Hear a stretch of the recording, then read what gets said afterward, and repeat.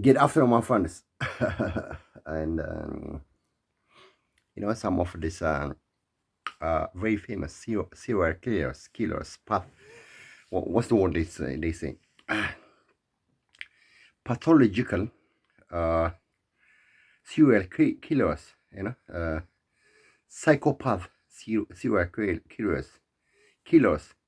They are the most intelligent creatures, my friend, because it's impossible for you to detect them. Well, they had some crisis in their upbringing or whatsoever, like maybe some rejection or maybe some kind of humiliation during their childhood, and you find them in office, in high government offices, in business, very very successful business. Their behavior is completely really shocking. I'm gonna tell you a story about this, why the Eritrean government was choosing every name called Binyam. Binyam means in English Benjamin, so I will try to articulate it in a way that makes sense to the Eritrean, which is African, and the Western way of thinking. Okay, so we have a hotel back in Eritrea. Okay, so our hotel has got probably around 15 rooms. Okay, some of the 8 rooms are double beds and the rest are single beds. Okay, it's really very very lovely hotel. Okay, family owned business. So during the dark Ethiopian colonization in Eritrea, we used to have some waiters. Okay, most of the waiters, well, I can say 99% were Tigrayan from Tigray. Okay, they are really lovely ladies, because I was the one who used to manage our house, and I contributed a lot when we were building the hotel from somewhere. It was finished somewhere in 1987, and we had a big celebration because, my friend, this is our business, my friend. This is a livelihood, okay? Our way of income for the family. It was extremely very successful business at the time, okay? So it was for us, it's a memory, my friend. It's a pride, you know. It's something people associate when people call me, they used to call me Markup by the name of our hotel. This is the biggest success for my dad career, my friend. He's a gentleman, he'd been to everywhere. He worked so hard, to accumulate that amount of money by working hard, sweat and blood, So he's been. My dad is extremely very successful entrepreneur. I never seen such kind of successful like my dad.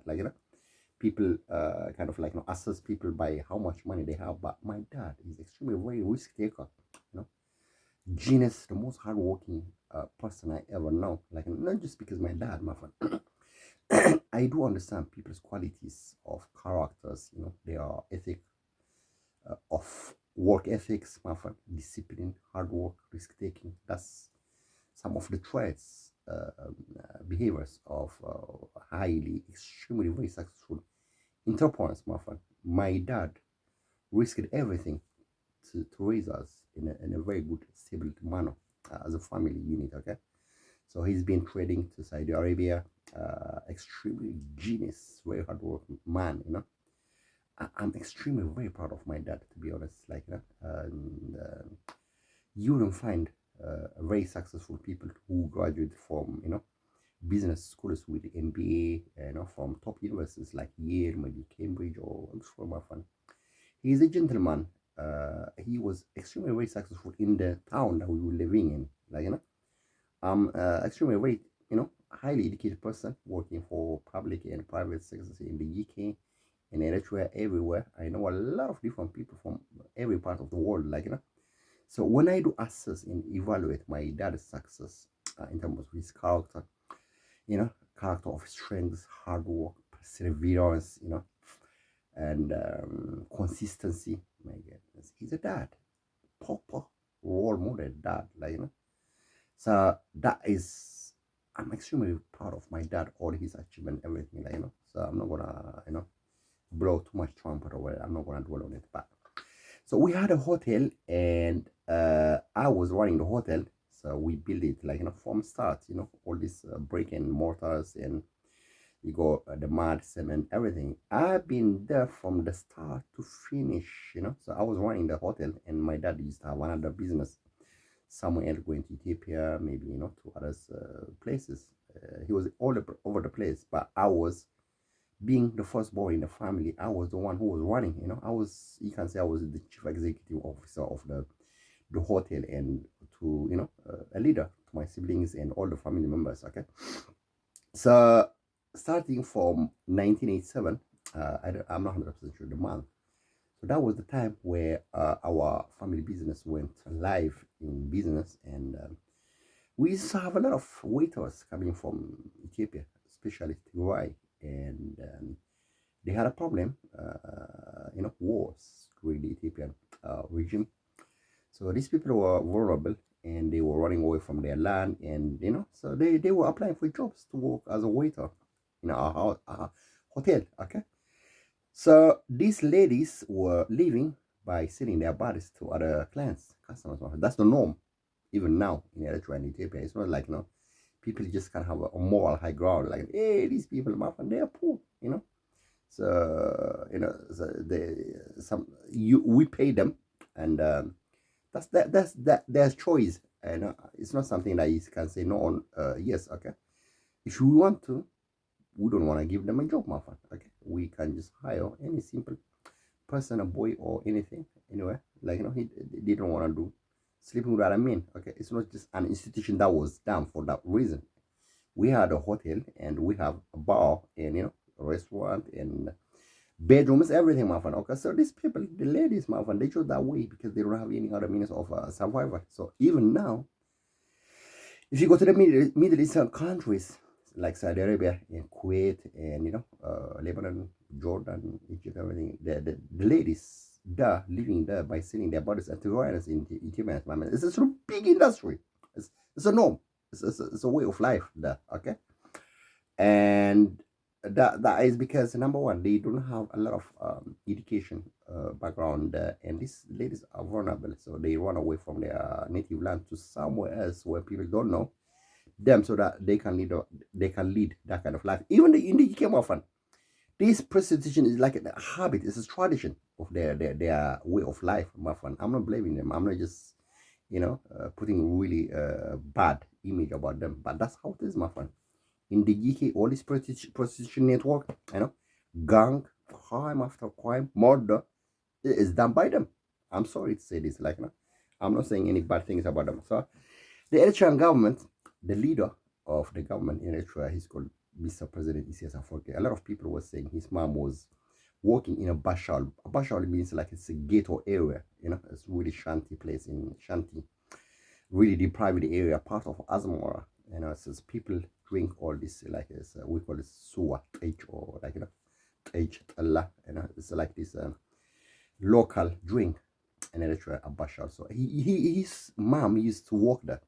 I'm not sure whether she was sleeping with a man as a way of life, I'm not 100% sure. It's not something that I can say bad things about his mom. Right? You wouldn't say that such kind of thing for your dearest mom, especially the leader of the country, okay? But people call him Medhid Barad.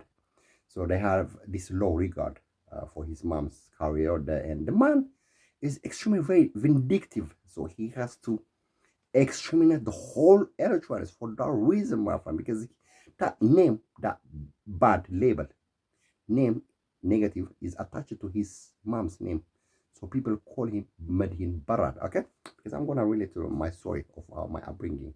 So this lady, we had a waitress called Gennat. She's from Shire or Adwa. She's a much older lady, very skinny. And she used to have a boyfriend called Mr. Haile. Mamar Haile. He was a teacher. I think he taught me English school during year 6, year 7 as a kid. And he had another side job, So he's originally from Mandafara Sarai, but he just all his life, he was, living in Adria. So he had another girlfriend, Jobert, extremely very lovely lady, very beautiful lady from Mededboro area. So Gannat was his girlfriend, okay? Gannat was from Shire and Adwa, so Mandafora is not that far from Mandafora, and Mandafora is not that far from Adwa and Shure, so they had that kind of emotional kind of like a closeness. So Gannett had a son called Binem, very skinny boy, very crafty sometimes. He was very manipulative, but he very sweet boy. So Gannett used to have a lot of different boyfriends because that was her job that she was leading by her career. Okay, I'm sorry to say this, but that was the norm. So I heard Gannett passed away when I came to this country, to the UK, and her son used to live with her, passed away. All her boyfriends and people friends used to give him tips for being him. It was very emotionally, it was very moral torture to see that kind of lifestyle. This poor boy being led a life of really destitute. His mom sleeping with everyone, and she's got a son, my friend. But painful thing, my friend. But in Eritrea and Ethiopia, we didn't have that kind of fostering system. All these adopting things, my friend, because economically that was the way. I mean, the norm of the life there. Okay, so fast forward. So I came into the UK. I heard she died because of HIV, and I'm not sure how Biniam has passed away. Okay, so this is the story, my friend. Okay, so this is kind of like this moral torture, my friend. This president of Isaias, of the leader of Eritrea, wants to put that kind of moral crisis, moral, what do you call it? This, guilty consciousness in our family, especially me. Hey, these people are the holy Eritrea, and they used to have these ladies who were waiters living there, selling their bodies in their hotel, and this boy has to be punished. So this man has been chasing me for 30 years, my friend. Okay, so every athletes, every cycle champions, what he does is he brings a name called Biniam. That's the boy. Okay, his mom, Kenneth, she passed away by HIV, and Biniam passed away as well. I don't know how he died. Okay, so because this just was mind-boggling for so many years, I was just like I'm trying to find out the rationale behind it. So Biniam we used to have a really tiny boy somewhere from Mandafara or Adwala. He was a champion runner, and the people were saying, "Hey, he is the youngest boy ever to win marathon run or champion in China, Beijing." Okay, so time has already come and passed, and he's gone, my friend. I think it was kind of like this propaganda, political propaganda war, and just to make that name so big thing. So this man can slash other people's throats to make this Biniam and his mom get a big thing. Okay, he pretends as if he just he's a defender of the vulnerable people, defenseless people. He tried to craft that kind of image on the public of the Western media, press media. Okay, so he's gone, Biniam. Okay, so another time came cyclist championship. Okay, I was a champion when I was a teenager in my little town called Abdaya. I was.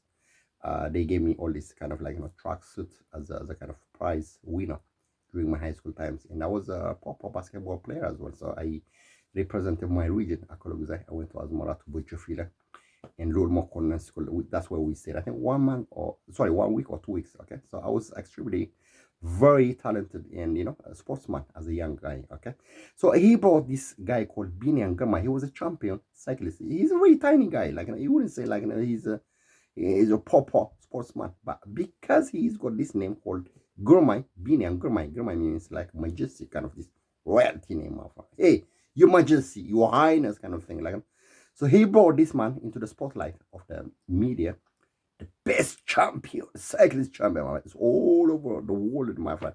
It was really suffocating, my friend. But as a matter of fact, what he was choosing was to use his name, Biniam, so that he can model other people using that name called Biniam. Okay, so you got the Israeli government leader, Biniam Netanyahu, because Biniam means like Benjamin in English. Okay, so you got Mr. Bin Salman in Saudi Arabia as well, who's a prince. So he was using that name often, using this Israel and Saudi Arabia, these two big superpower in the Middle East, their names.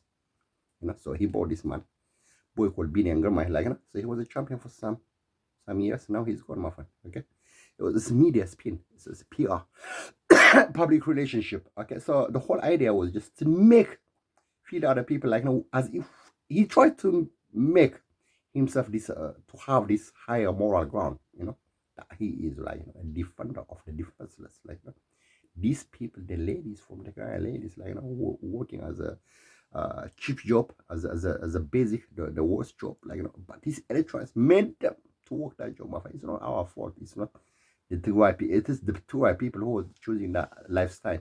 Everywhere, even now in the Middle East, my friend, everywhere in Ethiopia, everything, that's the job that they choose, my friend. It's not us. Okay? It's economical necessity, I think that's driving them, probably. Like, they don't have any education access. They don't have, career access to everyone. So, there is a moral torture crisis in the whole area. Even now, that's the norm, my friend. If you go to Middle East, everything, my friend, these are the ladies who lead their life there in the Middle East, my friend. At one time in Saudi Arabia, there were 800, domestic workers working in Saudi Arabia, and the government has to kick them away from government. No government in the whole world said any word against it. I don't know why, but that's the kind of lifestyle they lead there, my friend. Okay, but this man wanted to make it.